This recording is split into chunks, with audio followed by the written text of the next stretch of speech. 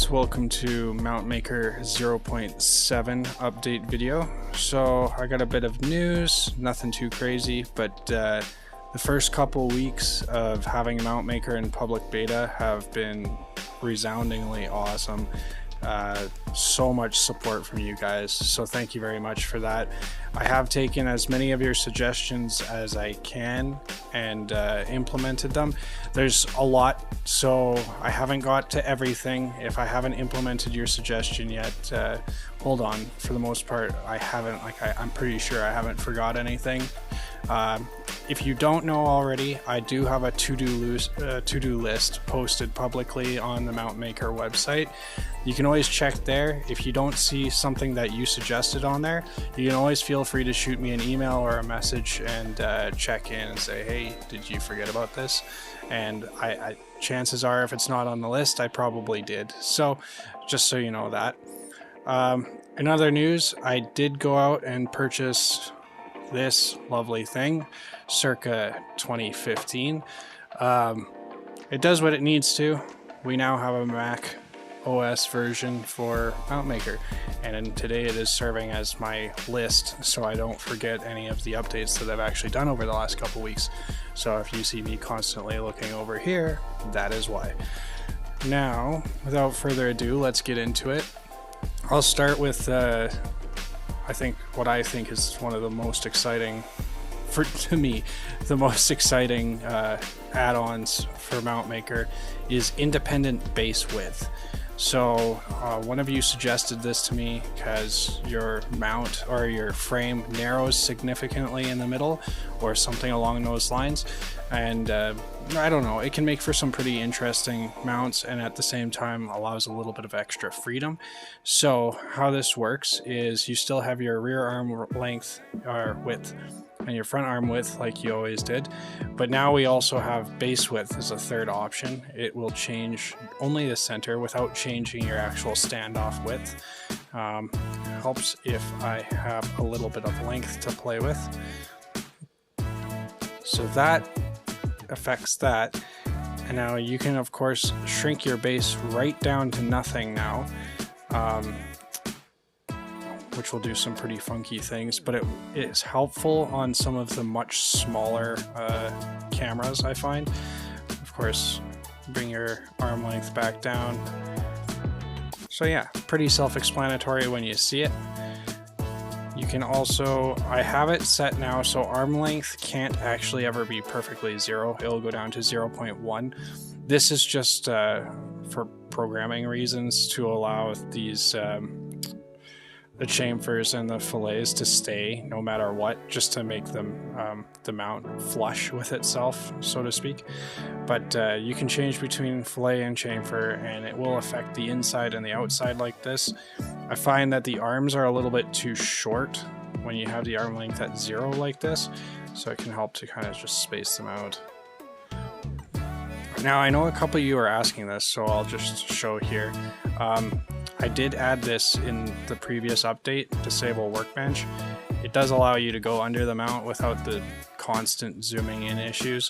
I am working on a fix for the camera, but it's more or less going to be me rewriting the code for the camera so it stops sucking so much. That will be down the road. So yeah, this is pretty self-explanatory, I think, and hopefully it allows some flexibility for some interesting situations that you may have. Moving on, I have added a lot, at least it felt like a lot, of new sleeves, so new camera support. We'll start with Heroes 3 and 4. I was kind of surprised, but some of you actually do still run these, so we have them now. I believe, yeah, I only did the full sleeve for this one. I can add a light sleeve if you guys want it, if there's a need for it, just let me know.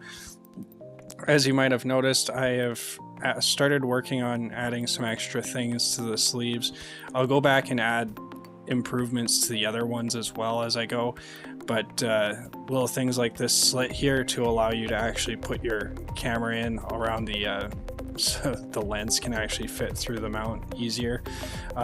If there's any issues with this actually making the mount too loose, just let me know. I'll make a shorter one or adjust as needed. So that's the Hero 3.4, pretty straightforward. I've actually also added the GoPro bones. So this is going to be a camera centered, because I think most people would want the lens centered on the drone itself and not offset to the side a little bit. I'll probably go back and I'll make a few variations of this mount, but for now it gives people with the GoPro bones an option, and that's really bugging me. I'm just gonna, so yeah, pretty simple. The camera goes in here.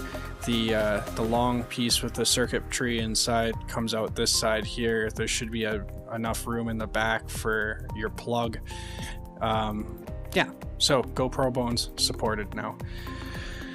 Next, we have a few fixes, yada yada, and I added the original DJI Osmo action camera.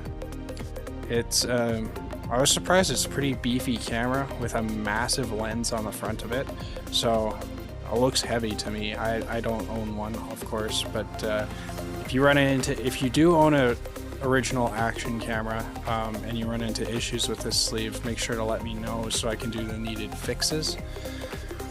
I've also added a really slim sleeve for the naked GoPro Hero 8. That's based off of your standard GEP-RC, I think it's GEP-RC casing, I guess. Another gentleman I was talking to was saying this would actually work really well on a 6 as well. I can't confirm that, but if it works for multiple cameras, let me know so I can actually, you know, save myself the effort of designing 6 of these. I will probably add full sleeves, and I have somebody who wants a vertical version of this, like a vertical mount, so I will be doing that in the near future as well. We also have the Insta360 OneR. This was another interesting camera just because of its modularity. So this is for the full camera, including the 4K, but I have gone ahead and made one for the 360 variant as well. I've kept the mount really flush on both sides, and it shouldn't stick out past the lens at all. So hopefully it doesn't actually catch the mount in the camera view. This one's definitely gonna need some testing and report back as well. If you have any issues with it, please do let me know. I'd be happy to try and find a solution for it. So I think I also did back to an existing mount for the Insta360 Go 2. Somebody wanted a very thin sleeve, so I went with a minimalist sleeve. Should be pretty light duty. If this doesn't fit well, of course, as always, let me know. I'll do what I can to kind of tweak it. But here's where that base width can come in kind of handy, is you could squeeze that. Actually, I might actually manually input this one. You could squeeze that down to 15 and get yourself a really small mount without any overlap that you couldn't really do otherwise. So that's hopefully handy in a lot of situations, especially for the smaller drones like the 3 inchers and whatnot. I know this would work really good on my Sector 30. So the Hero 9/10, I've done some updates to. I've gone ahead and added a shutter button because for some reason I forgot to add a shutter button hole. And I've also gone ahead in this mount and added a something to make it easier to slide in and out of, just a split in the top. I've rounded this mount a little bit better so it doesn't look quite as blocky. I still have other versions that are square. I'll probably go back. I thought, you know what, I kind of thought I'd leave the squareness of the corners of the lens here, because it kind of just gives a little bit of a buffer in the instance of crashes. If you guys hate it, just let me know. So yeah, I still have the original full sleeve with no screen on the back, pretty square. You can kind of see the difference there, eh? And of course, I've added shutter button holes to all of these we have that. So a couple things with the import screen. First of all, I have added the orientation cube. It should sit just on top of where your mount is and give you a better idea of which way your mount should be oriented. So in this case, you can see that the front is actually the back is actually the front, instead of having to look at these impossibly small numbers that I had done earlier in the software. So in this case, rotation would come around 180 degrees. There you have. So that's just to hopefully smooth out and simplify imports, just make it kind of straightforward. The other thing I've done in here is sometimes mesh items from like artifacts, I guess you could call them, from the mesh generation in the other screen would actually stay in the window when you went into the import screen. It was a bit of a bug. I've gone and tackled that, so now there shouldn't be anything appearing in here. Shouldn't. I have also gone ahead and fixed the font drop-down. There's a bit of an issue where this was actually behind the window, so it's kind of hard to click these. I moved that to the front. Some small bug fixes like that. Hero Session. I played around with the Hero Session a little bit. Let's see here. Hero Session. So I've gone ahead and opened up the front because the shutter button was covered a little bit too much. The full sleeve remains mostly the same. Some people are saying that the sleeve was a little bit too loose, so I basically brought the walls in about 0.5 millimeter on each side. It also apparently wasn't deep enough, it wasn't long enough, so it was sticking right to the front, almost past the clips. So I've gone ahead and fixed that. On the thin sleeve, I've tried to add a bit of an SD card bay on the side. Hopefully that allows some access to your SD card. And of course I've gone ahead and modified the ND filter as well. So that should all fit a little bit better now. And the Runcam 5. So I've gone ahead and made a thin one that holds an ND filter. So pretty self-explanatory. It's got an extra 1.5 millimeters, 2 millimeters I think it is, and the clips are kind of brought out a little bit more to kind of hold that ND or the ND filter in place. Hopefully that works. Obviously I can't test this one, so if there's any issues with it, please again let me know. I do respond to everything. So I had another issue, spacer edging. For the longest time, fillet was actually chamfer and vice versa. I have fixed that. Fillet is now in fact fillet, chamfer is now... Oh yeah, I'm talking about spacers here. Chamfer is now chamfer. Fillet, chamfer.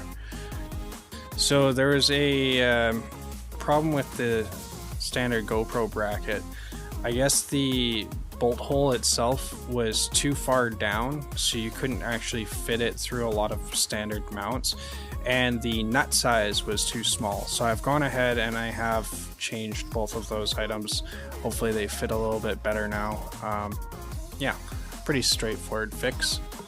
And it looks like that should just about cover the things that I've got through the past week or two. If you have any questions, comments, or suggestions, feel free to send me a message, email me, send me a message on Facebook, anything. Leave a comment on my website. I will get back to you.